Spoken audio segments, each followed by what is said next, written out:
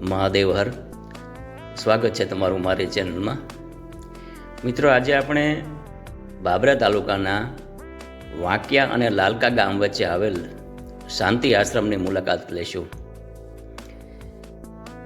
મિત્રો, શાંતિ આશ્રમ એટલે રામેશ્વર મહાદેવ. આ શાંતિ આશ્રમ એટલા માટે કહેવાનો કે આ ખૂબ જ મજાની શાંતિ છે, ખૂબ સરસ શાંતિ છે.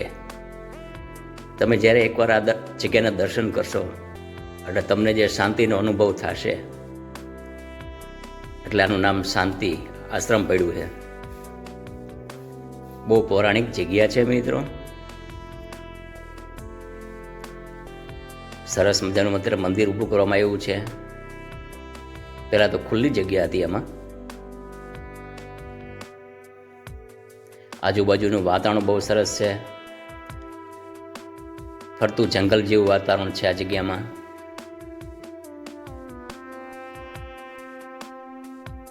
બીજું મિત્રો, ખાસ આ જગ્યામાં ભૂપત બારવટિયા અવારનવાર આ જગ્યાની મુલાકાત લેતા અને આ જગ્યામાં આવતા હતા. આ જગ્યામાં એક રામ ભગત તરીકે ઓળખાતા હતા. એ રામ ભગત પાસે ભૂપત બારવટિયા અવારનવાર આવતા અને આ જગ્યાની મુલાકાત લેતા. આજે પણ એ ભગતના દીકરા આ જગ્યામાં બેઠા છે. આજે સામે બેઠા છે, હોકો પી રહ્યા. ત્યારે આજ બાપા હતા, એને ભૂપત બારવટિયા મળવા આવતા હતા. અને આ જગ્યા જમીને વાયા ખંભાળા થઈને તરસિંગડા ડુંગરે ખોડિયારમાંનું મંદિર આવેલું છે અને પ્રખ્યાત છે આ તરસિંગનો ડુંગર. ત્યાં દર્શન કરવા જતા.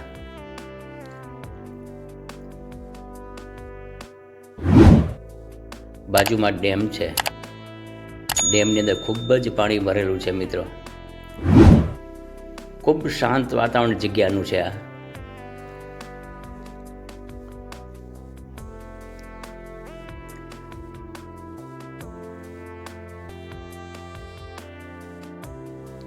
મિત્રો, તમારે જ્યારે વાંકિયાથી કે લાલકાથી જવાનું થાય ત્યારે આ જગ્યાની ચોક્કસ મુલાકાત લેજો મિત્રો.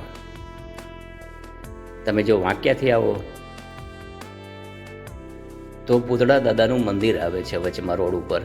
ત્યાંથી પણ નીચે ઉતરીને આ જગ્યામાં અવાય છે. ખૂબ સરસ જગ્યા છે. લાલકાથી અવાય છે આ જગ્યામાં. અત્યારે તમે જુઓ, અત્યારે ડેમની અંદર ભરપૂર પાણી ભરેલું છે.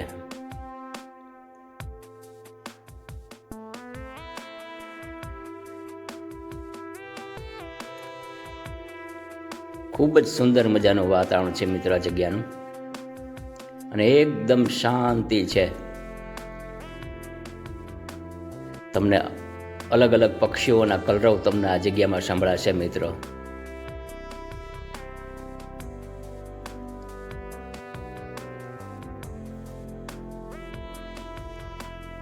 તો આ જગ્યાની ચોક્કસ મુલાકાત લેજો મિત્રો. ફરી મળશું નવા વિડીયો સાથે. આપનો ખૂબ ખૂબ આભારી છું.